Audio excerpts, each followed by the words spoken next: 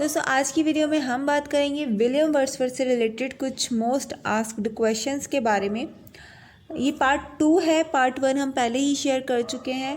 सो देखते हैं आज के कुछ नए क्वेश्चंस और स्टार्ट करते हैं आज की वीडियो। चलिए, फर्स्ट क्वेश्चन है, the ode to imitation of immortality Wordsworth sums up his philosophy of.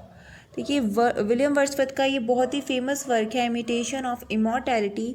पूछा गया है कि Wordsworth sums up his philosophy of, अपनी किस फिलॉसफी के साथ इसे सम अप करते हैं। ऑप्शंस दिए हुए हैं, old age, motherhood, the nation and childhood. देखिए, ode to imitation of immortality Wordsworth sums up his philosophy of childhood, D option बिल्कुल करेक्ट है। दोस्तों, इमिटेशन ऑफ इमॉर्टैलिटी ये विलियम वर्ड्सवर्थ का ऑटोबायोग्राफी है। उन्होंने अपने बारे में ही अपने ही कुछ एक्सपीरियंसेस इसमें शेयर किए हैं। सो डी ऑप्शन इसका बिल्कुल सही है।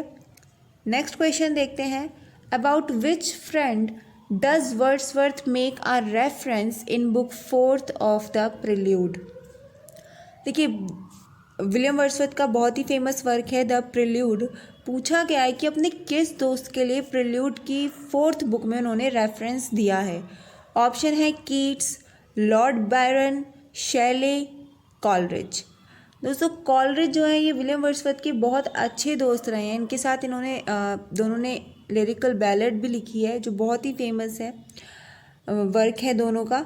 सो आंसर है इसका कॉलरिज, क्योंकि प्रिल्यूड की 4th बुक में उन्होंने कॉलरिज के बारे में रेफरेंस दिया है।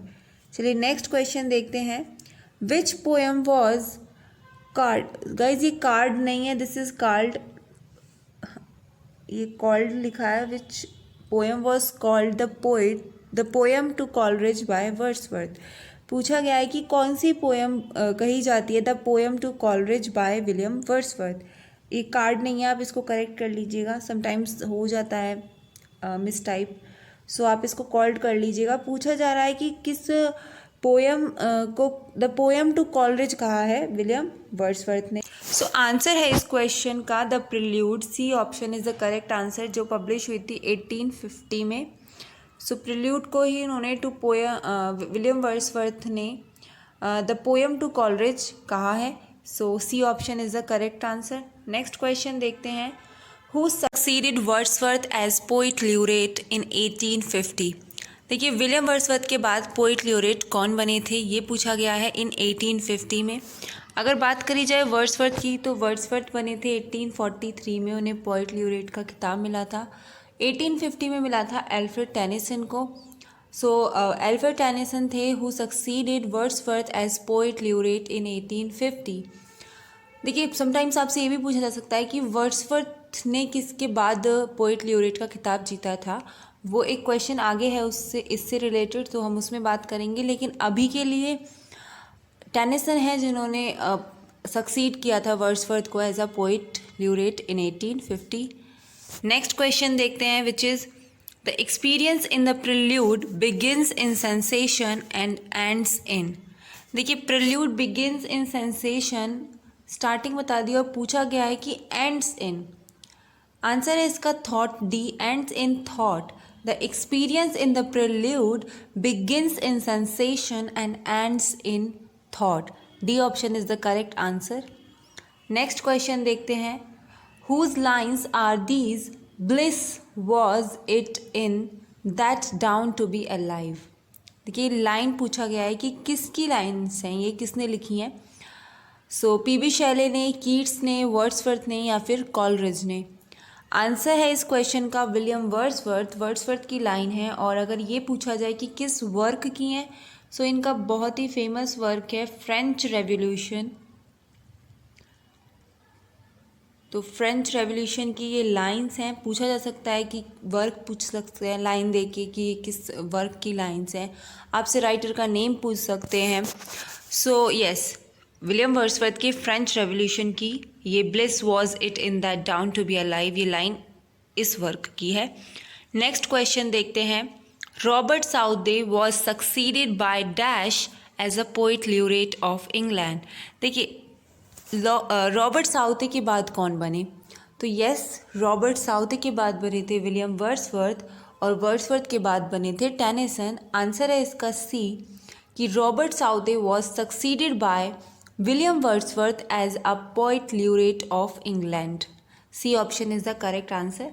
नेक्स्ट क्वेश्चन है the sounding cataract haunted me like a passion. The sounding cataract haunted me like a passion. These lines occur in the poem.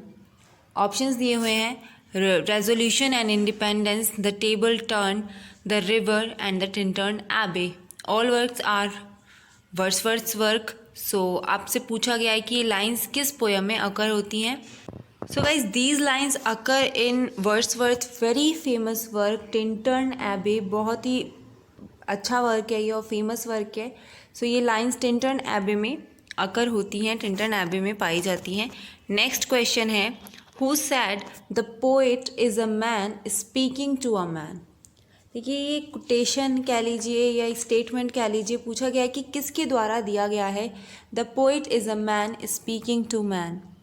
So yes, this statement is given by William Wordsworth. B option is the correct answer. Wordsworth का statement है और B option इसका correct answer है।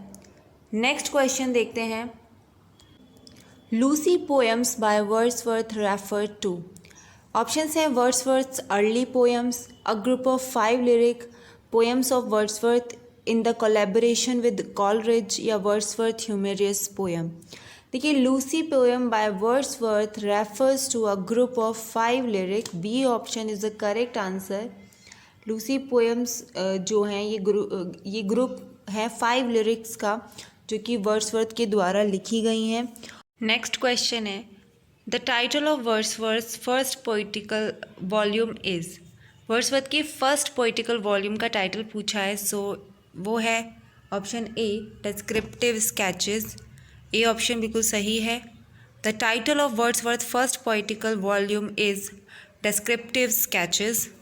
Next question देखते हैं emotions recollected in tranquillity the profound philosophy of Wordsworth was rejected by. देखिए पूछा गया है कि इमोशंस रिकलेक्टेड इन ट्रैंक्विलिटी, ये जो एक प्रोफाउंड फिलॉसफी है वर्ड्सवर्थ की जो वर्ड्सवर्थ ने प्रोफाउंड करी थी, ये किसके द्वारा रिजेक्ट की गई। ऑप्शंस दिए हुए हैं William Hazlitt, T S. Eliot, Ezra Pound या रोलैंड बार्थेस। आंसर है इसका टी.एस. एलियट। टी.एस. एलियट ने इसको रिजेक्ट किया था। इमोशंस रिकलेक्टेड इन ट्रैंक्विलिटी जो विलियम वर्ड्सवर्थ की प्रोफाउंड फिलॉसफी है that was rejected by T S. Eliot. Next question है a violet by a mossy stone half hidden from the eye is a quote from. देखिए a violet by mossy stone half hidden from the eye is a quote from. Options हैं ode to duty, Lucy poems, the great linnet या solitary reaper. Answer है इस question का Lucy poems. B option is the correct answer. ये quote Lucy poems की हैं। So yes, next question देखते हैं William Wordsworth's Tintern Abbey is. देखिए टिंटन एबे बहुत ही फेमस वर्क है और पूछा गया है कि क्या है वो, क्या ड्रामेटिक लिरिक है या ड्रामेटिक मोनोलॉग है, ड्रामेटिक एपिक है या इनमें से कोई नहीं है। सो टिंटन एबे एक ड्रामेटिक मोनोलॉग है जो वर्ड्सवर्थ द्वारा लिखा गया है। So B option is the correct answer. Next question है Wordsworth poem mostly deals with. देखिए वर्ड्सवर्थ की पोएम मोस्टली किस से डील करती हैं, पॉलिटिक्स से या फिर सिटी लाइफ से या हम्बल एंड रस्टिक लाइफ से या रेवोल्यूशन से। दोस्तों वर्ड्सवर्थ की पोएम्स मोस्टली डील करती हैं हम्बल एंड रस्टिक लाइफ से। उनकी पोएम में रस्टिक लाइफ के कुछ एलिमेंट्स होते हैं, बहुत ही हम्बल होती हैं पोएम्स, आर्टिफिशियलिटी इतनी नहीं होती क्योंकि Wordsworth is a nature poet. वो ज़्यादातर रियल लाइफ में ज़्यादा बिलीव करते हैं। सो उनकी जो पोएम्स हैं mostly humble and rustic life से डील करती हैं। So C option is the correct answer. Next question है द सॉलिटरी रीपर इज़। देखिए सॉलिटरी रीपर के बारे में पूछा गया है और यहाँ पे पूछा गया था टिंटन एबे के बारे में कि Tintern Abbey is a dramatic monologue, और यहाँ पूछा गया है कि सॉलिटरी रीपर किस फॉर्म में लिखी है। बेसिकली ये पूछा गया है क्या बैलेड फॉर्म में लिखी है, ओड फॉर्म में लिखी है, लिरिक में, या फिर एक पेस्टोरल है।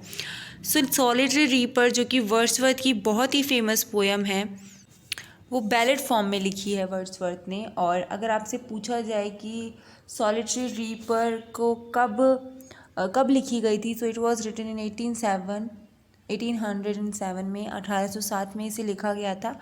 सो बैलेड फॉर्म में लिखी है और पब्लिकेशन डेट भी मैंने आपको बता दी है। नेक्स्ट क्वेश्चन देखते हैं। Every great poet is a teacher are the words of.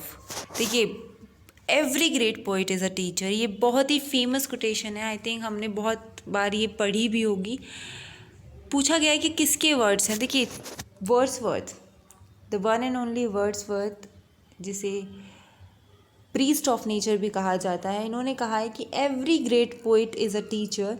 सो ये Wordsworth is the correct answer. Next question है। During his visit to France Wordsworth fell in love with a girl. देखिए, जब वो France के में उन्होंने विज़िट किया था तो वो किसके प्यार में पड़ गए थे। क्वेश्चन है कैथरीन के, मैरी हचिंसन के, एनिथी वेलोन के, या सिमोन ली के। आंसर है एनिथी वेलोन, बिलवेड हैं ये इनकी। So C option is the correct answer. Next question है and the last question. Who called Wordsworth the egoistical sublime. Wordsworth को द ईगोइस्टिकल सबलाइम किसने कहा है। लैम ने, आर्नोल्ड ने, इलियट ने, या फिर कीट्स ने। सो वर्ड्सवर्थ को द ईगोइस्टिकल सबलाइम कहने वाले हैं Keats. D option is the correct answer. So Keats ने इनको कहा है। सो गाइज, आज की वीडियो में हमने 20 क्वेश्चंस पढ़े। आई होप आपको ये वीडियो पसंद आई हो। अगर आपको ये हेल्पफुल लगे so please do like my videos and also subscribe to my channel. Thank you for watching.